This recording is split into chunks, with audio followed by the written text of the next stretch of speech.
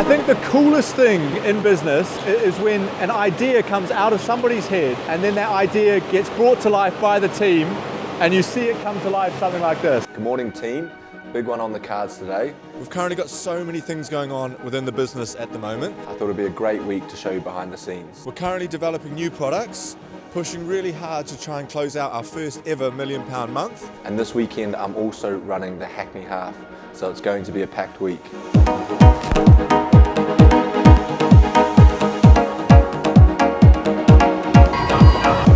Today is really exciting. Today we've come up to Leicester to come to the manufacturing facility to produce a Puresport ready-to-drink can for the first time ever. So the campaign this month is all around orange lemonade, us launching a new hydration electrolyte flavour.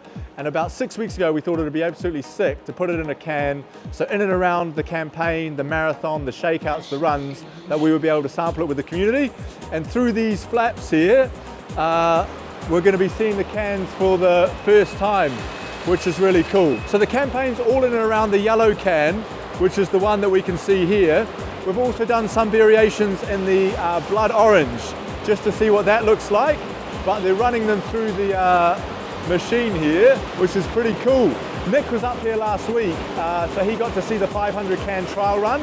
And then today we're running 5,000. I think the coolest thing in business is when an idea comes out of somebody's head and then that idea gets brought to life by the team and you see it come to life something like this. Like 6 weeks ago, we tasted the flavour for the first time. We then said, oh, maybe we could put this in a can. Emma's designed the can, Nick's been working on the project, and now they're coming off the line, which is absolutely sick. So all the cans get loaded into this bit here. They then get fed into this machine, which then fills them up with the liquid. So this is the orange lemonade flavour in here. We've gone for like a lightly carbonated version. They get filled up through these pumps here, and then we put the caps on. I think that we're allowed to try and take one. Freezing cold.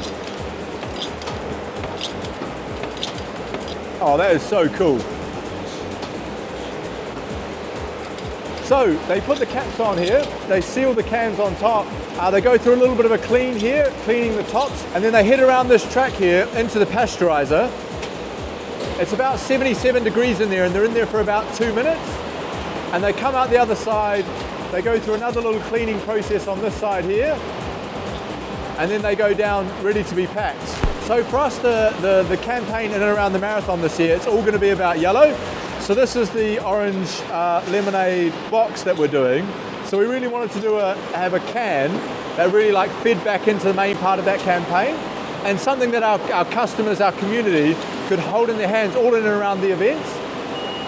The big focus for us over the next 4 weeks is to create as much excitement as possible in and around this yellow can, and that ultimately is going to drive eyeballs to the brand, people visiting the website, looking at the sachets.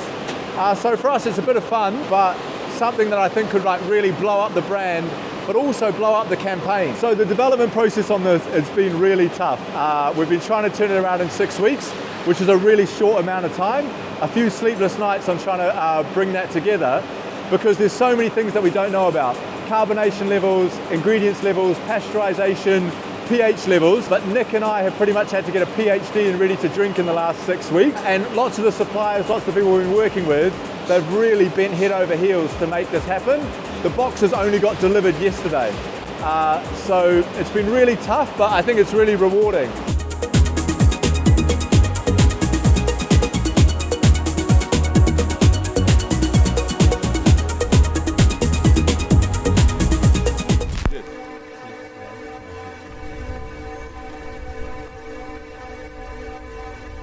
Today we're running Hackney Half Marathon.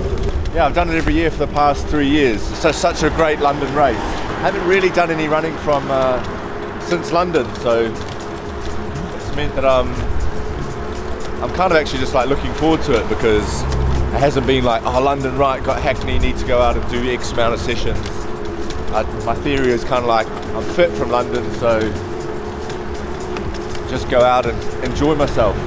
It's always such a good day for the brand, because just so many people from the London community do it. We've been doing the training plan up at Hackney for the past 12 weeks. They've been taking loads of people on that training journey. So it's always a day that you see loads of friends.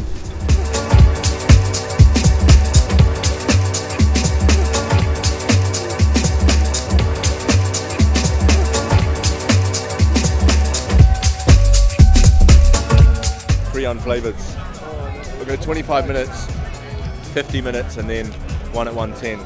So it's more as like a keeping the tank fueled than needing to fill it up, you know.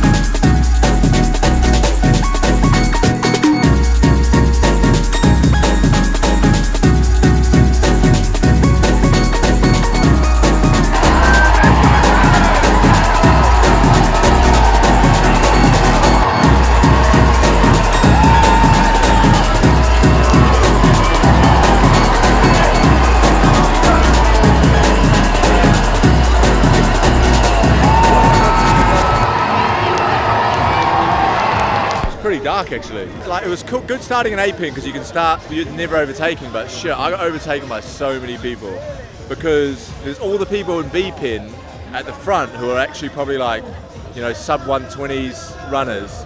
So they're all going past you. It was, I was happy with the end result. Like low 127s would have been a great race for me.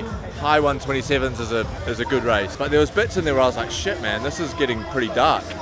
Because I set off at like, too fast. I definitely wasn't like, my mind wasn't as good today, like in it. For London, I was really, even the bits where I was dark, I was a bit like stay in the fight type thing, but today just wasn't as good at that. Post-match debrief, pretty happy. I think if I'd had an amazing day, I would have been about 30 seconds quicker than that, but I think that's a great result off the back of not really knowing where we were going to be. What's been a full-on week.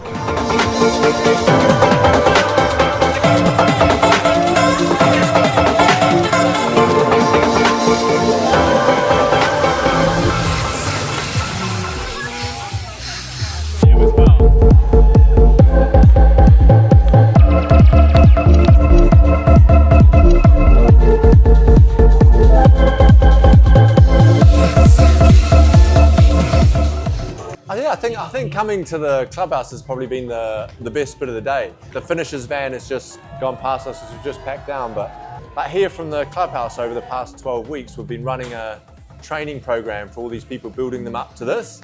So even by the time I got here, still seeing people who are like part of the Hackney community running past, that's the bit that I think is the best. For me today, like I actually ran well, but I probably didn't enjoy it that much. So I think like coming back to these things that really grounds you in it again of like, there's actually such a bigger picture here than just, you know, trying to do your own PBs and things. I think one of the really cool things today was that 4 of the team were running. So I was running, Rory was running, Liam was running, and Olivia were running. And that's a really cool part. You know, we talked about it a little bit during the week, about the buzz of that, saying good luck to everyone. The WhatsApp group's kind of buzzing with saying good luck to people.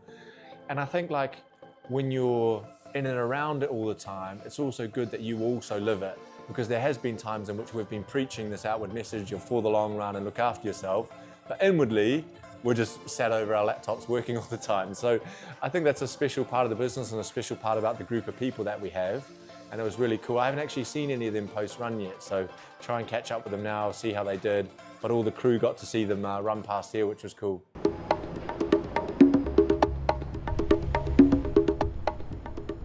Phil, we'll start with you.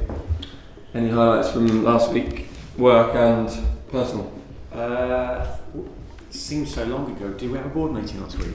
Yeah, so that's What today's really been about is there's been so much buzz around the brand, so much messiness, so many things going on last week to make everything come together, about refocusing everybody in on what's going to drive us towards our goal of £1 million month across the next 3 days, and sort of maximising all of that work that we've been doing, the eyeballs on the brand, the content, the Orange Lemonade launch, taking all of that buzz and actually turning it into commercial upside now, which is something as a brand we've been really not that good at across the last 5 years. We've always been able to create the buzz, but how do we make it count when it matters?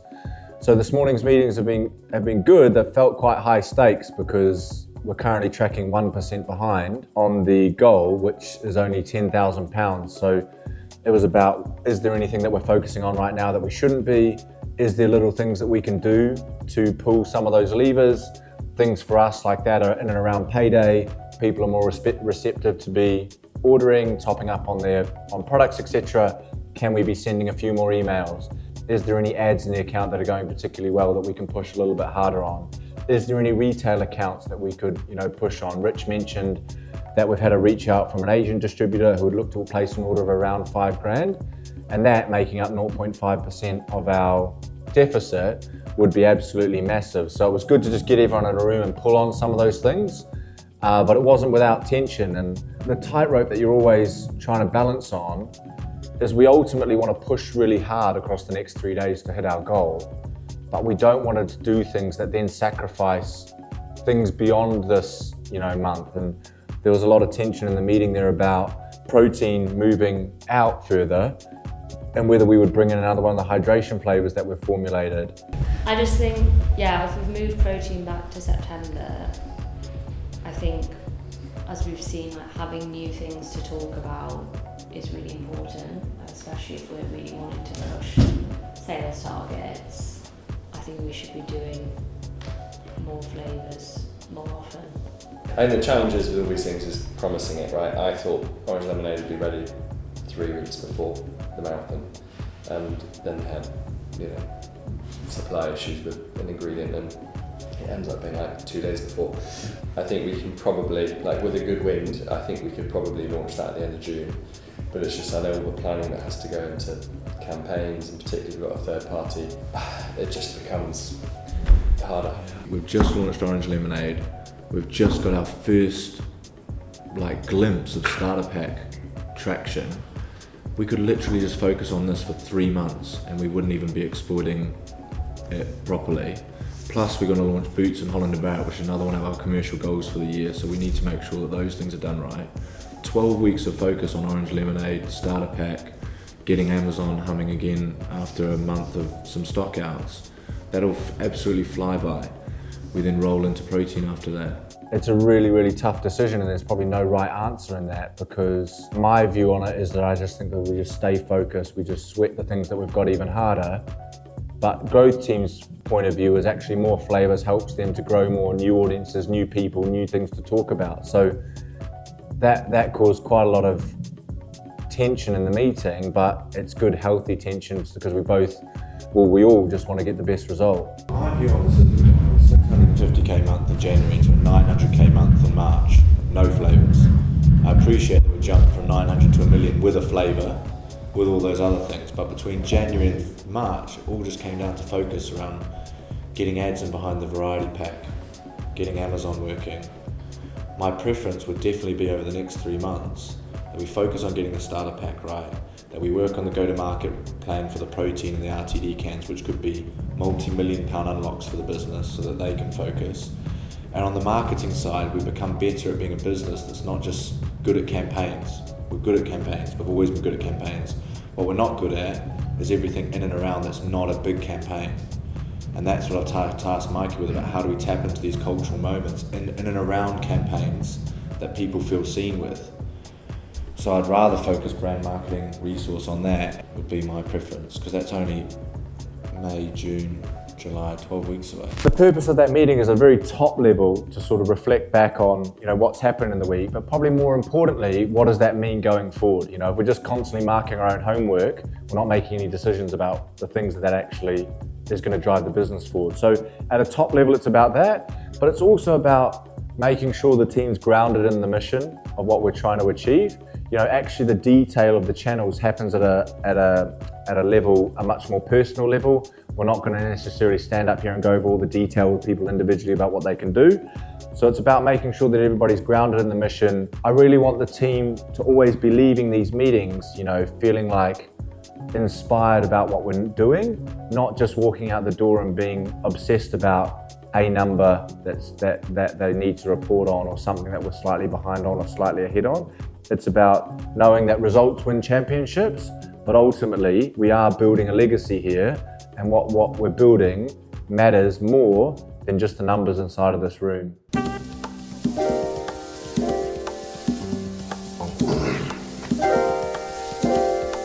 Okay, come on. Please, join. I roll call Spanish. So wow. Okay, come on. So I stopped 75 hard. I only did it for the first 75 days of the year, and then post that focusing on the marathon, and then having a bit of break after the marathon before Hackney. I think it probably didn't teach me anything that I didn't already know, but I think what I was really good at was making sure I was disciplined around booking that training time. The other thing that I was really surprised how much I enjoyed as well was the reading. I've been really bad at reading over the last 5 years. Just always feel like you haven't got enough time. So getting back into that habit of having to read 10 pages a day, I actually really enjoyed. So I'd say the main benefit of it is if you're someone who's looking to like adopt discipline into your life, it forces you to have to do it, because you can't just like squeeze in drinking 4 liters of water. You can't just squeeze in 2 workouts with a 3-hour gap.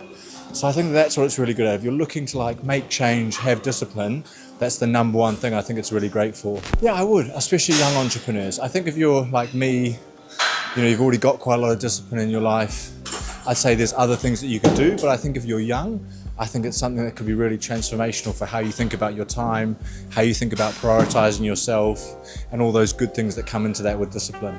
Yeah, so actually even in the build up to the marathon, strength training was probably a little bit off, but then post that, I literally haven't, this is the first time I've stepped in a gym in 3.5 weeks now. So I think after the marathon, just keen to have a break. It's been a really intense period, both with Puresport, and with the running. And then now I'm through that, trying to get back into a little bit again, see if I can put a couple of kilos back on, and just find that enjoyment in training again.